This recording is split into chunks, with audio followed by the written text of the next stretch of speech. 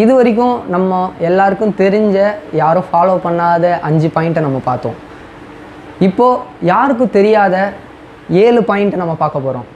இந்த 7 பாயிண்ட் ரொம்பவே வர்த்தான பாயிண்ட், ரொம்பவே உங்களையே யோசிக்க வைக்கக்கூடிய பாயிண்ட். நீங்கள் அந்த 5 பாயிண்ட்டு கூட சேர்த்து இந்த 7 பாயிண்ட்டை கரெக்டாக ஃபாலோ பண்ணிங்க, மொத்தம் 12 பாயிண்ட்டையும் நீங்கள் கரெக்டாக ஃபாலோ பண்ணிங்க அப்படின்னா கண்டிப்பாக உங்களோட ஏஜ் குறைய ஆரம்பிக்கும். நீங்கள் யங்காக காட்சியளிக்க ஆரம்பிப்பீங்க. யங்காக இருக்கிறதுக்காக நாம் பார்க்க போகிற 6வது பாயிண்ட் ஹங்க்ரி ஹீட். நல்லா யோசிச்சு பாருங்கள். மோஸ்ட்லி எல்லோரும் என்ன பண்ணுறோம், காலையில் எழுந்தோன்னா பிரேக்ஃபாஸ்ட் சாப்பிட்றோம், அப்புறம் ஒர்க்குக்கு போயிடுறோம். மதியானம் ஒரு 1 o'clock இல்லை ஒரு 12 to 2 o'clock என்ன பண்ணிடுறோம், லஞ்சு சாப்பிட்றோம். அதுக்கப்புறம் ஈவினிங் ஏதாவது ஒரு ஸ்நாக்ஸ் சாப்பிட்றோம். அப்புறம் நைட்டு டின்னர் சாப்பிட்றோம். Breakfast, lunch, dinner, breakfast, lunch, dinner. எல்லாருமே இதுதானே பண்ணுறோம். அப்படி பண்ணக்கூடாதுன்றாங்க. ஹங்க்ரி ஈட் எப்படின்னா என்னன்னு முதல்ல தெரிஞ்சுக்கோங்க. பசி அப்படின்றது நம்ம உடம்புக்கு சத்து தேவைப்படும் போதோ சாப்பிட்ற டைம் இதுதான் அப்படின்னு நம்மளுக்கு இண்டிகேட் பண்ணுற போது தான் அந்த பசின்றது நம்ம உடம்பு ஆட்டோமேட்டிக்காக நம்மளுக்கு அந்த அமிலம் சுரக்கும் போது நம்மளுக்கு அந்த பசி உணர்வு எடுக்குது. அந்த பசி உணர்வு எடுக்கும் போது நீங்கள் சாப்பிடணும். இதுதான் கரெக்டானது. அது ஒரு நாளைக்கு 5 வேளையாகவும் இருக்கலாம், இல்லை 6 வேளையாகவும் இருக்கலாம், இல்லை ஒரு நாளைக்கு 2 வேளையாக கூட இருக்கலாம். ஆனால் உங்களுக்கு பசி எடுக்கும்போது மட்டும் நீங்கள் சாப்பிட்டு பாருங்கள், நீங்கள் எங்கே காட்சி அளிக்க ஆரம்பிச்சிருவீங்க. ஏன்னா உங்கள் உடம்புக்கு தேவையான விஷயங்கள் கரெக்டாக கிடைக்கும்.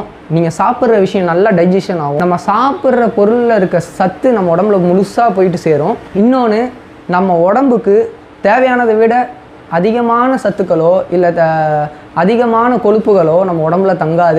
அது நம்மளை எங்கே காட்சி அளிக்க உதவும். இப்போ உங்களுக்கு காலையில் ஏந்திரிக்கிறீங்க, ஏந்துச்சுன்னா காலை கடனை முடிக்கிறீங்க, ப்ரஷ்லாம் பண்ணுறீங்க, குளிச்சுட்டு வரீங்க. உங்களுக்கு பசிக்குதா? சாப்பிடுங்க. சாப்பிட்டு ஒர்க்குக்கு போகிறீங்களோ இல்லை ஸ்கூல் போகிறீங்களோ காலேஜ் போகிறீங்களோ, உங்களுக்கு எப்போ பசிக்குதோ நீங்கள் அப்போ சாப்பிடணும். பசிக்காமல் 12 மணி ஆகிடுச்சா லஞ்ச் டைம், நான் போய் சாப்பிட போகிறேன், பசியே இருக்காது உங்களுக்கு, ஆனால் நான் சாப்பிட போகிறேன்னு போய் சாப்பிட்றீங்க பாருங்கள். அப்போ உங்கள் உடம்புல அந்த சாப்பிட்டது எல்லாம் போய் சேரும், ப்ராப்பர் டைஜஷன் நடக்கும்னு நீங்கள் நினைக்கிறீங்களா? இல்லை. உங்களுக்கு பசி எடுத்து நீங்கள் சாப்பிட்டா தான் அது ப்ராப்பர் டைஜஷன் நடக்கும், ப்ராப்பராக அந்த சத்துக்கள் உங்கள் உடம்புல போய் சேரும். ஒரு நாளைக்கு 2 வேளை சாப்பிட்டாலும் சரி, 5 வேளை சாப்பிட்டாலும் சரி, எனக்கு பசிச்சுக்கிட்டே இருக்கும், சாப்பிட்டு ஒரு 3 hours கழிச்சு திருப்பி எனக்கு பசிக்குதுன்னா சாப்பிடுங்க, தப்பு இல்லை. 5 வேளை சாப்பிட்டாலும் பரவாயில்ல. பசிச்சா சாப்பிடணும். டைம் ஆகிடுச்சின்னு சாப்பிடக்கூடாது, பசிச்சா சாப்பிடணும். இனிமேல் எல்லோரும் என்ன பண்ணுறீங்கன்னா, உங்களுக்கு எப்போ பசி எடுக்குது, உங்கள் வயிறில் எப்போ அந்த பசி உணர்வு ஏற்படுதோ அப்போ தான் நீங்கள் சாப்பிடணும். அந்த மாதிரி நீங்கள் சாப்பிடும் போதே உங்கள் உடம்புல தேவையான விஷயங்களை தவிர தேவையில்லாத விஷயங்கள் தங்காது. அதனால் நீங்கள் எங்கே காட்சி அளிக்க ஆரம்பிச்சிருவீங்க. மற்ற டைமில் நம்ம சாப்பிடாம வெறும் பசி எடுக்கும்போது மட்டும் நம்ம சாப்பிட்றனால நம்ம எங்கே இருக்கிறதுக்கு அது எப்படி உதவுதுன்றதுக்கான சயின்டிஃபிக் எக்ஸ்பிளனேஷன் இதோ ஸ்க்ரீனில்.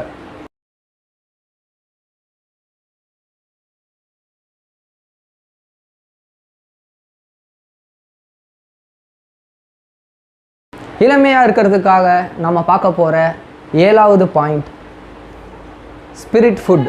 இப்போ நம்ம ஃபிசிக்கல் பாடிக்கு நம்ம ஃபுட்டு கொடுத்துட்றோம், பசிக்கும் போது நம்ம சாப்பிட்றதுனால நம்ம உடம்புக்கு சத்துக்கள் போகுது, ஃபிசிக்கல் பாடி கரெக்டாக இயங்குது. ஸோ நம்மளுக்கு 2 விதமான பாடி இருக்குது. நீங்கள் எப்பேற்பட்ட ரிலீஜனில் இருந்தாலும் சரி, எப்பேற்பட்ட ஒரு பிலீவ்னஸில் இருந்தாலும் சரி, எல்லாத்துலேயுமே சொல்கிற விஷயம் நம்மளுக்கு 2 விதமான பாடி இருக்குது. ஒன்று ஃபிசிக்கல் பாடி, இன்னொன்று ஸ்பிரிச்சுவல் பாடி. ஃபிசிக்கல் பாடிக்கு நம்ம ஃபுட்டு சாப்பிட்றோம். அப்போ ஸ்பிரிச்சுவல் பாடிக்கான ஃபுட் என்னது? ஸ்பிரிச்சுவல் பாடிக்கான ஃபுட் என்னென்னா ரிசர்ச்சபிள் மைண்ட். ரிசர்ச்சபிள் மைண்ட் அப்படின்னா, நீங்கள் ஒரு விஷயத்தை பார்க்குறீங்கன்னா அந்த விஷயத்தை பற்றி யோசிக்கணும், அந்த விஷயத்தை எதனா ரிசர்ச் பண்ணணும். இப்போ நார்மலாக வெளில போகிறீங்க, ஒரு மரத்தில் ஒரு பழம் காய்ச்சிருக்கு அப்படின்னா அந்த மரம் எப்படி ப்ராசஸ் ஆகுது, இந்த மாதிரி விஷயங்களை நீங்கள் மைண்ட்குள்ளே சும்மா ஒரு 2 minutes ரிசர்ச் பண்ணணும். அந்த மாதிரியான ரிசர்ச்சபிள் மைண்டை நீங்கள் கொண்டு வரணும். ஏதாவது ஒரு விஷயத்தை நீங்கள் நினச்சிட்டு ஆக்டிவாக இருக்கும்போது புது விஷயங்களை கற்றுக்கும் போது, நீங்கள் ரிசர்ச் பண்ணும்போது தான் புது விஷயங்களை கற்றுப்பீங்க. புதுசான விஷயங்களை நீங்கள் கற்றுக்கிறது தான் ஸ்பிரிட்டோட ஃபுட். Learn everyday. புக்கு படிக்கணுமா புக்கு படிங்க. செல்லு நோண்டுறீங்களா, டிக்டாக் ரீல்ஸ் எல்லாம் பார்க்குறத விட ஒரு குவாரா இல்லை ஒரு விக்கிபீடியாவில் போய்ட்டு ஒரு விஷயத்தை நீங்கள் பார்க்குறீங்க. இப்போ டக்குன்னு ஒரு ஏரோப்ளேன் பார்க்குறீங்க அப்படின்னா அந்த ஏரோப்ளேன் எப்படி பறக்குது, அதோட மெக்கானிசம் என்ன அப்படின்னு சும்மா தெரிஞ்சுக்கலாமேன்னு சொல்லிட்டு நெட் இருக்குது, விக்கிபீடியா இருக்குது, போய் பாருங்கள். கூகுளில் சர்ச் பண்ணால் உங்களுக்கு கிடைக்காத இன்ஃபர்மேஷன் இல்லை. அந்த மாதிரி டெய்லி ஒரு விஷயத்தை நீங்கள் கற்றுக்கங்க. புக் படிக்கிறவங்க புக்ஸ் படிங்க, இன்னும் நிறைய புக்ஸ் படிங்க. புக் படிக்கிற பழக்கம் இல்லாதவங்க புக்ஸ் வாங்கி படிக்க ஆரம்பிங்க. இந்த மாதிரி நீங்கள் புது விஷயத்தை கற்றுக்கிறது தான் ஸ்பிரிட்டோட ஃபுட், ஸ்பிரிட் பாடியோட ஃபுட். நீங்கள் ஸ்பிரிட் பாடி ஆக்டிவாக வச்சுக்கணும், அதை ஹெல்த்தியாக நீங்கள் வச்சுக்கணும் அப்படின்னா ரிசர்ச்சபிள் மைண்ட் லேர்னிங் நியூ திங்ஸ். இது ரொம்ப ரொம்ப கம்பல்சரியாக தேவைப்படும். நீங்கள் ஃபிசிக்கல் பாடியை நல்லா ஆக்டிவாக எல்லாமே கரெக்டாக பண்ணிவிட்டு ஸ்பிரிச்சுவல் பாடிக்கு நீங்கள் ஒரு ஊக்கம் இல்லாமல் அதை வந்து ஒரு சோம்பேறித்தனமாகவோ இல்லை வந்து அதை வந்து ஒரு டல்னஸாகவோ நீங்கள் வச்சுருந்தீங்கன்னா உங்களால் எங்கே காட்சி அளிக்க முடியாது. தமிழில் ஒரு பழமொழி இருக்குது, அகத்தின் அழகு முகத்தில் தெரியும்னு சொல்லுவாங்க. அகம்னா என்ன? நம்ம மனசு, நம்ம ஸ்பிரிச்சுவல் பாடி தான், நம்மளோட ஸ்பிரிச்சுவல் மைண்டு தான். நம்ம மைண்டை வந்து ரிசர்ச்சபிள் மைண்டாக வச்சுக்கணும். ஏதாவது ஒரு விஷயத்தை புதுசாக நம்ம கற்றுக்கிட்டே இருக்கணும். அப்படி கற்றுக்கிட்டு இருக்கும்போது தான் நம்மளோட அந்த ஸ்பிரிச்சுவல் பாடி ஒரு ஆக்டிவாக இருக்கும், அது ஒரு சுறுசுறுப்பாக இருக்கும். அந்த சுறுசுறுப்பு தன்மை தான் நம்ம முகத்தில் பிரதிபலிக்கும், நம்மளும் யங்கா காட்சி அளிப்போம். யங்கா இருக்கிறதுக்காக நம்ம பார்க்க போகிற 8வது பாயிண்ட், பி சென்ஸ்ஃபுல். இப்போ நம்மளுக்கு எத்தனை உணர்ச்சிகள் இருக்குது? தொடுறது, ஸ்மெல் பண்ணுறது, டேஸ்ட் பண்ணுறது, பார்க்குறது, கேட்குறது, இந்த மாதிரி பல சென்ஸ் இருக்குது. அந்த சென்ஸ் எல்லாத்தையுமே நம்ம வந்து ரெகுலர் லைஃப்பில் அடிக்கடி யூஸ் பண்ணுறோமா? எதையுமே நம்ம யூஸ் பண்ணுறது இல்லையே. வீட்டுக்கு வரோம், வீடு வாசனையாக இருக்கணும்னா ஓடோனில் வாங்கி வைக்கிறோம், வீடு வாசனை அடிக்குது, பர்ஃப்யூம் அடிக்கிறோம், சாப்பாடு நல்லா வாசனை இருக்கா சாப்பிட்றோம், அவ்வளோதான். வேறு என்ன பண்ணுறோம்? ஒரு சில் கிளைமேட் வந்துச்சுன்னா, ஒரு கிளைமேட் நல்லா இருக்குன்னா வெளில போய்ட்டு அதை ஃபீல் பண்ணுறீங்களா? ஃபீல் பண்ணுறது இல்லை. அதான் நான் சொன்னேன் முன்னாடி, நேச்சரோட கலந்துருக்கணும். நேச்சரோட நீங்கள் கலந்துருக்கும் போது தான் இந்த சென்ஸ்ஃபுல்னஸில் நீங்கள் வருவீங்க. சென்ஸ்ஃபுல்னஸ்ஸாக இருக்கவங்க தான் யங்காக இருப்பாங்க. ரொம்ப என்ன தான் அவங்களுக்கு ஏஜ் ஆனாலும் அவங்களோட தோற்றம் வந்து யங்காக தான் தெரியும். நீங்கள் நிறைய பேர் பார்த்துருப்பீங்க, யோகா பண்ணுறவங்க, மெடிடேஷன் பண்ணுறவங்க, ஏர்லி மார்னிங் வேக்கப் ஆகிட்டு வந்து பிராணாயமா பண்ணுவாங்க, ப்ரீத் எக்ஸசைஸ் பண்ணுவாங்க, ப்ரீத்திங் யோகான்னு சொல்லுவாங்க. அதை பண்ணுறவங்கலாம் பார்த்தீங்கன்னா அவங்க ஃபீல் பண்ணி பண்ணுறாங்க. அவங்க விடுற மூச்சு காற்றை கூட அவங்க ஃபீல் பண்ணுறாங்க, சென்ஸ் பண்ணுறாங்க. அந்த காற்று எப்படி உள்ளே போகுது, எப்படி வருது, நம்ம பாடி என்ன ஃபீல் ஆகுது. சாப்பிடும்போது ஒரு காரம் சாப்பிட்டோம்னா அந்த டேஸ்ட் எப்படி இருக்குது. ஒரு சாப்பாடை சாப்பிட்டா அதை ஃபீல் பண்ணி சாப்பிடணும், பிடிச்சி சாப்பிடணும். முதல்ல சாப்பாடை சாப்பிட்றதுக்கு முன்னாடி கண்ணால் சாப்பிடணும்னு சொல்லுவாங்க, அதுக்கப்புறம் தான் வாயால் சாப்பிடணும்னு சொல்லுவாங்க. கண்ணால் சாப்பிட்றது அப்படின்னா அந்த ஃபுட்டை வந்து நீங்கள் சாப்பிடும்போது எப்படி இருக்கும்னு கண்ணால் பார்த்து அதை நீங்கள் ஃபீல் பண்ணி அதை முன்னாடியே டேஸ்ட் பண்ணிவிடுவீங்க, கண்ணாலே சாப்பிட்ருவீங்க. அதுக்கப்புறம் தான் நீங்கள் அதை உண்மையிலே நாக்கில் வச்சு டேஸ்ட் பண்ணுவீங்க. அந்த மாதிரி ஒவ்வொரு விஷயத்துலையும் சாப்பிட்றது மட்டும் கிடையாது, எல்லா சென்ஸும் உங்களுக்கு இருக்க எல்லா விதமான சென்ஸையும் உணர்ந்து பண்ணுங்கள். ஒரு மரத்துலேருந்து ஒரு பழத்தை பறிக்கிறீங்கன்னா அதோட சில்னஸ் எப்படி இருக்குது, அது எவ்வளோ ஃப்ரெஷ்ஷாக இருக்குது, அது மேலே எவ்வளோ வந்து ஸ்னோ இருக்குது, அதெல்லாம் நம்ம ஃபீல் பண்ணணும். பீச்சுக்கு போகும்போது எல்லாருமே கொஞ்சம் நேரம் ஒரு 10 நிமிஷம் அமைதியாகிறோம், அந்த அலைகளை ரசிக்க ஆரம்பிச்சிடுறோம். அந்த தண்ணி காலில் படும்போது அந்த சில்னஸை ஃபீல் பண்ணுறோம். கொஞ்சம் நேரம் எல்லாருமே என்ன தான் தொண்ணு பேசுகிற ஆளாக இருந்தாலும் அந்த இடத்துல கொஞ்சம் நேரம் சைலண்ட்டாகி ஃபீல் பண்ண ஆரம்பிச்சிடுறீங்க. அந்த ஃபீலிங் வந்து உங்களுக்கு ரெகுலராக இருக்கா? எல்லா விஷயத்துலையும் இருக்கா?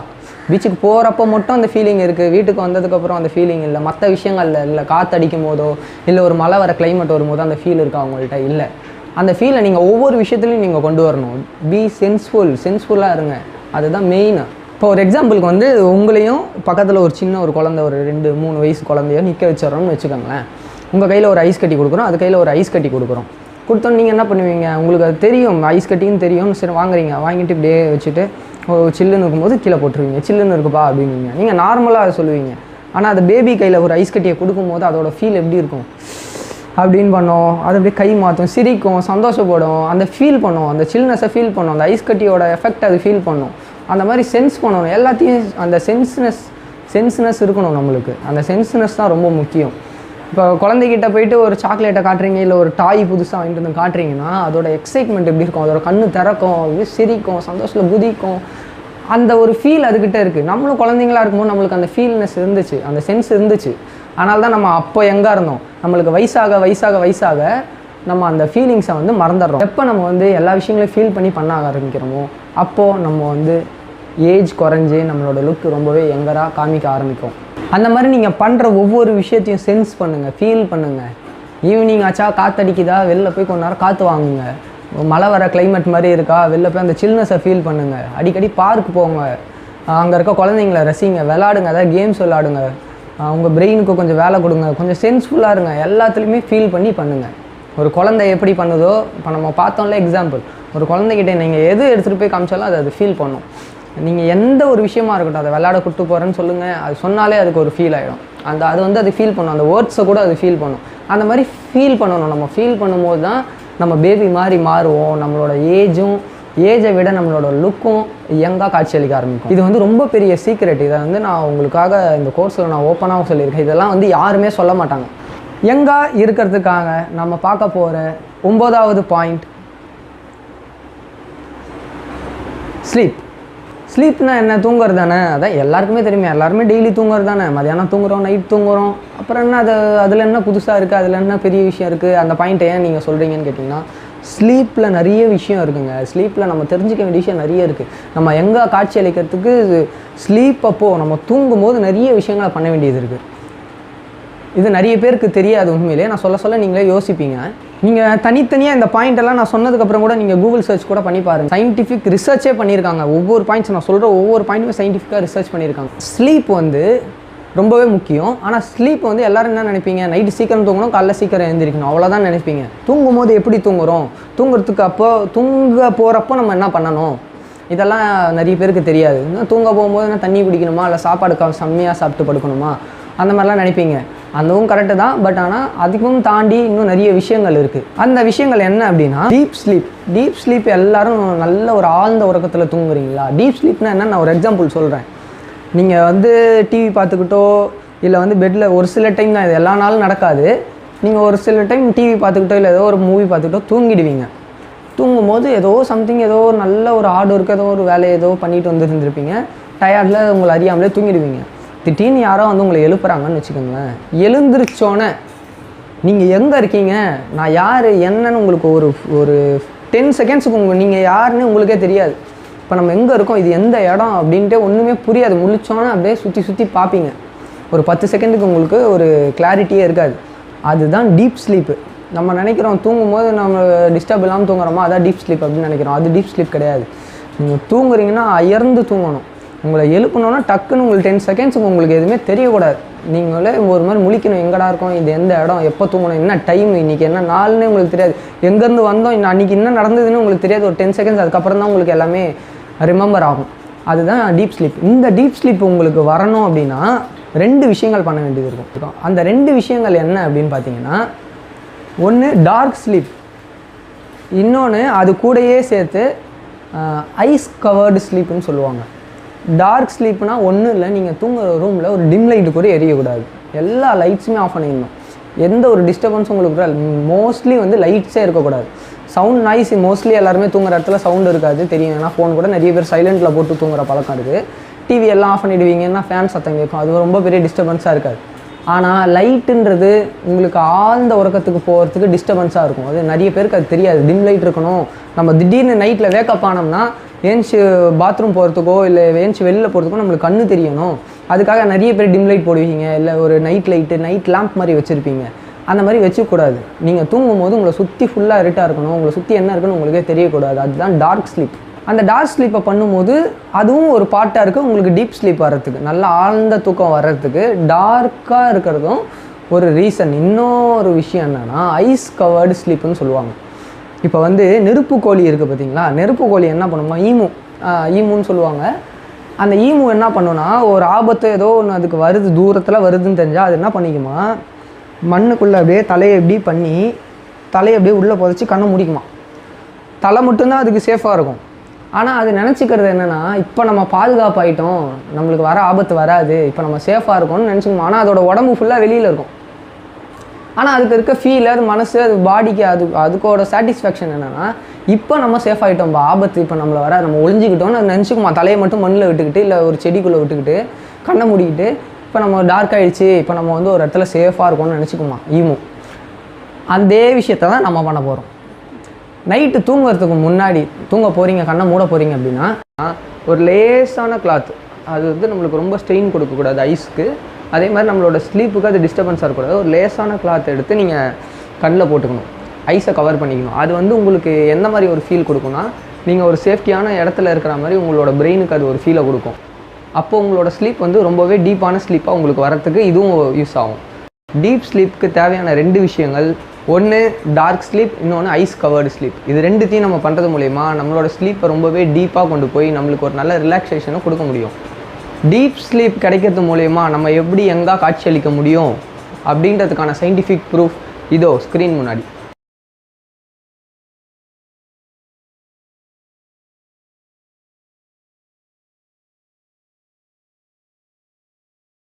வயசை குறைச்சி இளமையாக காட்சியளிக்கிறதுக்கு நம்மளுக்கு தேவைப்படுற 10வது point spirit happiness. Spirit happiness அப்படின்னா இப்போ நம்ம ஃபிசிக்கல் பாடிக்கு ஒரு நல்ல ரெஸ்ட்டு கிடச்சிதுன்னா நம்ம ஃபிசிக்கல் பாடி ரீஜென்ரேட் ஆகிட்டு அது ஒரு நல்ல ஒரு ஃபீலுக்கு வரும். அது வந்து ஃபிசிக்கல் பாடிக்கு நம்ம ஹாப்பினஸ் கொடுக்குறோம். அது மாதிரி ஸ்பிரிட் பாடிக்கு நம்ம எப்படி ஹாப்பினஸ் கொடுக்குறது அப்படின்னா இந்த பாயிண்டில் நம்ம பார்க்க போகிறோம். ஸ்பிரிட் ஹாப்பினஸ்க்கு ரொம்பவே முக்கியமான ஒரு விஷயம், நம்ம ஸ்பிரிட்டுக்கு என்ன தேவையோ அதை வந்து நம்ம இமேஜின் பண்ணுறது தான். நம்ம ஸ்பிரிட்டுக்கு என்ன ரொம்ப பிடிக்குமோ, நம்ம ஸ்பிரிட் எதை வந்து ரொம்ப விரும்புதோ, எதெல்லாம் நம்மளால் வந்து பண்ண முடியலையோ, எக்ஸாம்பிளுக்கு நம்மளோட ட்ரீம்ஸ் எடுத்துக்கலாம். நம்ம வந்து இப்படி இருக்க ஒரு ரேட்டில் இருக்க கார் நான் வாங்கணும், இப்படிப்பட்ட ஒரு வீடு கட்டணும்னு சொல்லி நினைப்போம். அப்புறம் நிறைய பேருக்கு ட்ரெக்கிங், ஃபாரஸ்ட், அட்வென்ச்சர்ஸ், ட்ரிப்பு அந்த மாதிரிலாம் போகணுன்னு இருக்கும். அந்த மாதிரியான ட்ரீம்ஸ்லாம் உங்களுக்குள்ளே இருக்கும். ஆனால் நீங்கள் அதை ரியல் லைஃப்பில் போய் அதை வந்து உங்களால் அச்சீவ் பண்ண முடியாது. நம்மளோட மைண்டுக்கு இருக்க பவர் என்னென்னா, நம்மளோட மைண்டில் அதை நம்ம இமேஜின் பண்ணலாம். இமேஜின் பண்ணும்போது நம்ம அதை ரியலாக எக்ஸ்பீரியன்ஸ் பண்ணுற ஒரு ஃபீல், ஒரு ஹாப்பினஸ் வந்து நம்மளோட ஸ்பிரிட்டுக்கு கிடைக்கும். நம்ம ஸ்பிரிட் ஹாப்பியாக வச்சுக்கும் போது நம்ம யங்காக காட்சி அளிக்க ஆரம்பிச்சிருவோம். ரொம்ப முக்கியமான ஒரு விஷயம், நம்ம வந்து நம்மளுக்கு பிடிச்ச விஷயங்கள் நம்ம இமேஜின் பண்ணுறோம் இல்லையா, அதை வந்து எப்போ வேணாலும் பண்ணலாம். உங்களுக்கு இருக்க ஃப்ரீ டைமில் நீங்கள் உட்காந்து பண்ணலாம். இப்போ நிறைய பேருக்கு இப்போலாம் பிடிச்சிருக்குன்னா ரீல்ஸ் பார்க்குறது தான் பிடிச்சிருக்கு. அது கூட ஒரு ஸ்பிரிட் ஹாப்பினஸ் தான் கொடுக்கும். பட் ஆனால் அது நம்ம ஃபிசிக்கல் பாடிக்கு நல்லது கிடையாது. இதுவே நீங்கள் வந்து ஒரு மெடிடேஷன் மாதிரி ஒரு விஷயத்தை நீங்கள் பண்ணும்போது, உங்களுக்கு பிடிச்ச விஷயத்த நீங்கள் வாழ்க்கையில் இதை நான் பண்ணியே ஆகணும், சாகிறதுக்கு முன்னாடி நினச்ச விஷயங்கள்லாம் நீங்கள் இமேஜின் பண்ணி பார்க்குறது மூலயமா அந்த ஹாப்பினஸ் உங்கள் ஸ்பிரிட்டுக்கு கொடுக்க முடியும். இந்த விஷயத்தை நீங்கள் வந்து உங்கள் ஃப்ரீ டைமில் பண்ணலாம். அதை விட பெஸ்ட்டு டைம் எதுன்னு கேட்டிங்கன்னா, நீங்கள் தூங்கும் போது பண்ணலாம். நம்ம பார்த்தோம்ல இதுக்கு முன்னாடி பாயிண்ட்டை, டீப் ஸ்லீப். அதுக்கு வந்து டார்க்கில் தூங்கணும், டார்க்கான பிளேஸில் தூங்கணும், வித்தவுட் எனி லைட் நம்ம தூங்கணும்னு சொல்லியிருந்தோம். இன்னொன்று ஐஸ் கவர்டு ஸ்லீப் சொல்லியிருந்தோம். ஐஸை கவர் பண்ணிவிட்டு நம்ம தூங்குறது மூலயமா நம்ம உடம்புக்கு ஒரு சேஃபான ஒரு சிச்சுவேஷனில் நம்ம இருக்கோன்ற ஒரு சாட்டிஸ்ஃபேக்ஷன் கிடைக்கும். நம்ம பிரெயினுக்கும் அந்த ஹாப்பினஸ் கிடைக்கும். அது மூலிமா நம்மளோட ஸ்லீப் ஜென்ரேட் ஆகுது வந்து ரொம்பவே ஒரு டீப் ஸ்லீப்பாக கிடைக்கும். நம்ம பார்த்துருந்தோம். அந்த ஸ்லீப் நம்ம பண்ணும்போது இந்த இமேஜினேஷன், நம்மளோட ஃபேவரட் திங்ஸை வந்து நம்ம இமேஜின் பண்ணுறது மூலயமா நம்ம ஸ்பிரிட்டுக்கு ஹாப்பினஸ் கொடுக்கலாம். நம்ம ஃபிசிக்கல் பாடி நம்ம ஸ்ட்ரெயின் பண்ணாமல் ஒன்லி ஸ்பிரிட்டுக்கு மட்டும் அந்த ஹாப்பினஸை நம்ம கொடுக்குறோம். வயசை குறைச்சி இளமையாக காட்சி அளிக்கிறதுக்கான கோர்ஸில் நம்ம பார்க்கக்கூடிய 11வது பாயிண்ட், ரிலாக்ஸேஷன். இந்த ஜென்ரேஷனில் எத்தனை பேர் வந்து உங்களோட செல்ஃப் ரிலாக்ஸேஷனுக்காக டைம் ஸ்பெண்ட் பண்ணுறீங்க? யாருமே டைம் ஸ்பெண்ட் பண்ணுறதில்ல. நைட்டு தூங்குறது மட்டுமே ரிலாக்ஸேஷன் நம்ம நினச்சிட்டு இருக்கோம். அதையும் தாண்டி நிறைய விஷயங்கள் நம்ம ரிலாக்ஸேஷனுக்காக பண்ணலாம். நம்மளுக்கு பிடிச்சவங்களோட போய் உட்காந்து கொஞ்சம் நேரம் பேசலாம், அதுவும் ஒரு ரிலாக்ஸேஷன். நம்மளுக்கு பிடிச்ச மியூசிக்கை கேட்கலாம், நம்மளுக்கு ரிலாக்ஸேஷன். நம்மளுக்கு பிடிச்ச ஒரு ஜேர்னரில் இருக்க ஒரு ஃபிலிம் பார்க்கலாம், அதுவும் ரிலாக்ஸேஷன் தான். நம்ம ரிலாக்ஸ் பண்ணுறது மூலியமாகவும் யங்காக காட்சி அளிக்க முடியும். நிறைய ரிசர்ச் சொல்லுது. நம்ம எவ்வளோக்கு எவ்வளோ டைம் நம்ம ரிலாக்ஸேஷனில் ஸ்பெண்ட் பண்ணுறோமோ அவ்வளோக்கு எவ்வளோ நம்ம யங்காக காட்சி அளிக்க ஆரம்பிச்சிருவோம். One of the main example இதுக்கு வந்து யோகான்னு சொல்லலாங்க. யோகானா என்ன நினச்சிட்டு இருக்கீங்க? நம்மளோட பாடியை கூட ஸ்ட்ரெயின் பண்ணாமல், ஒரு ஸ்பீடாக கூட பண்ணாமல், யோகா கூட ஸ்லோவாக பண்ணுவாங்க, பார்த்துருப்பீங்க. அப்படி ஸ்லோவாக பண்ணுறது கூட ஒரு ரிலாக்ஸேஷன் தான். ஏன் பாருக்கு ஃபுல் ஃபார்ம் என்னன்னு நினைக்கிறீங்க? Be at rest. அதாவது நம்மளோட டென்ஷனு, நம்மளோட ஸ்ட்ரெஸ்ஸு, டிப்ரெஷனு, ஒர்க்கு, இதை எல்லாத்தையும் கொஞ்ச நேரம் மறந்துட்டு போய் ரெஸ்ட் எடுக்கிறாங்க பார்த்தீங்களா, அந்த பிளேஸுக்கு தான் பார்னு வச்சாங்க, பி அட் ரெஸ்ட். இதுக்காக நான் உங்களை போய் குடிக்க சொல்லலை. பட் வந்து தெரிஞ்சுக்கோங்க, ரிலாக்ஸேஷன் எவ்வளோ பெரிய பங்கு வகிச்சிருக்கு, நம்மளோட ஏன்ஷியன்ட் பீரியட்லேருந்து ரிலாக்ஸேஷன் எவ்வளோ பங்கு வகிச்சிருக்குன்னு நீங்கள் தெரிஞ்சுக்கோங்க. So relaxation is also one of the important point in our course to stay young and courage. Relaxation நம்ம பண்ணுறது மூலயமா நம்ம இளமையாக காட்சி அளிக்கிறதுக்கு அது எப்படி உதவுதுன்றதுக்கான சயின்டிஃபிக் எக்ஸ்பிளனேஷன் இதோ ஸ்க்ரீனில்.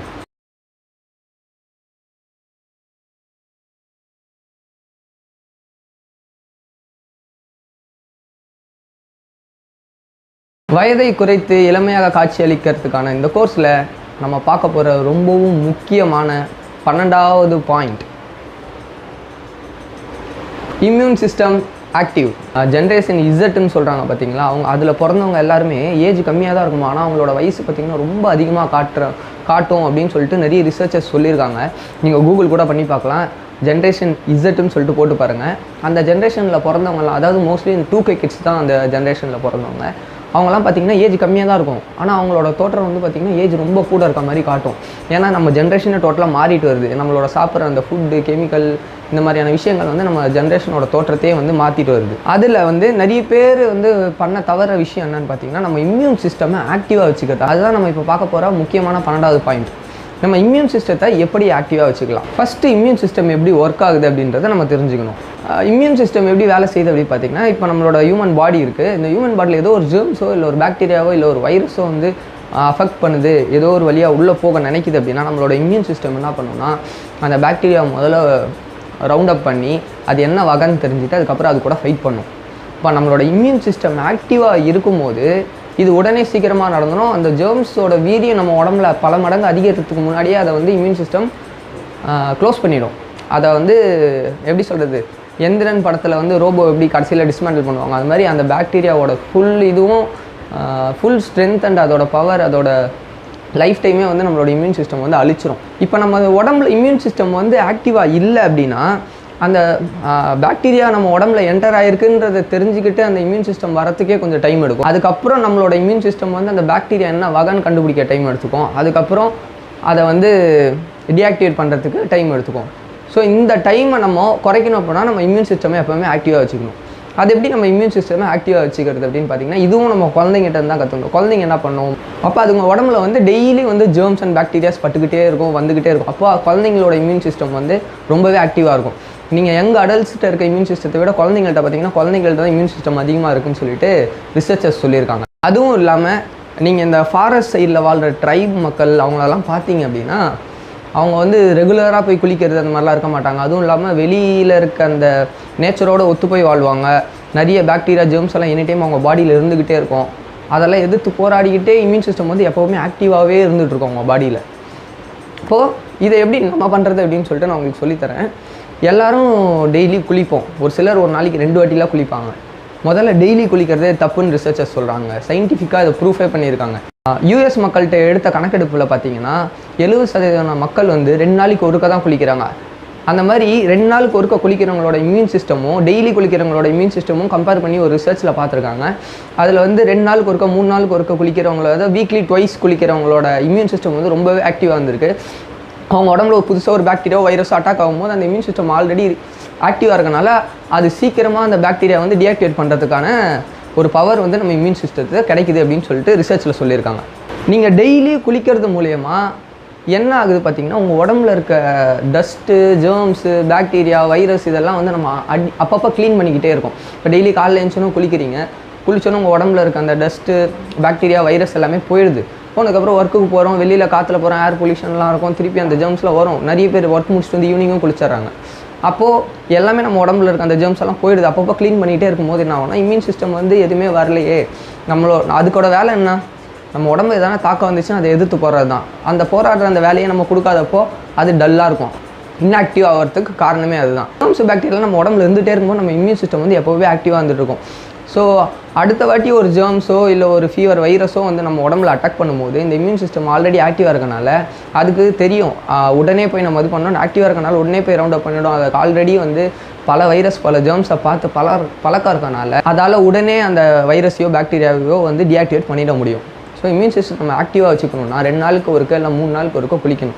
அதே மாதிரி நீங்கள் ஹார்ட் ஒர்க் பண்ணுறவங்களா இருந்தீங்கன்னா, நான் பண்ணுற ஒர்க் வந்து ரொம்ப ஸ்வெட்டிங் எனக்கு வரும், ஸ்மெல் வந்துக்கிட்டே இருக்கும் அப்படின்னா நீங்கள் டெய்லி குளிக்கலாம், அதில் தப்பு இல்லை.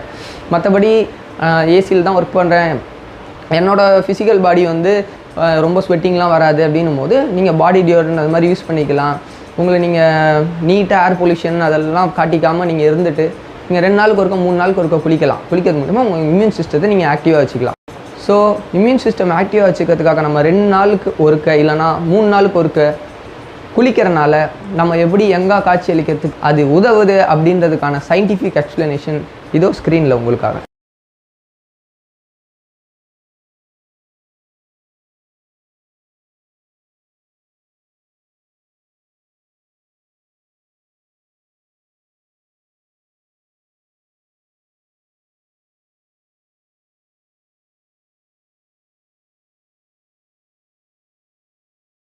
இப்போ நான் சொல்லி முடித்த இந்த 12 பாயிண்ட்டையும் நான் என்னோடய சின்ன வயசுலேருந்து தெரிஞ்சும் தெரியாமல் ஃபாலோ பண்ணதுனால தான் நான் என்னோடய வயசை விட ரொம்பவே இளமையாக காட்சி அளிக்கிறேன் அப்படின்றத என்னால் சயின்டிஃபிக்காக ப்ரூவ் பண்ண முடிஞ்சுது. இந்த 12 பாயிண்ட்டை நீங்களும் ஃபாலோ பண்ணுறது மூலிமா கண்டிப்பாக உங்களாலேயும் உங்கள் வயசை விட இளமையாக காட்சி அளிக்க முடியும்னு நான் உங்களுக்கு உறுதி தரேன். நாம் இப்போ பார்த்த இந்த கோர்ஸில் உங்களுக்கு எந்த ஒரு டவுட் இருந்தாலும் நீங்கள் என்னைய கான்டாக்ட் பண்ணலாம். தேங்க்ஸ் ஃபார் வாட்சிங்.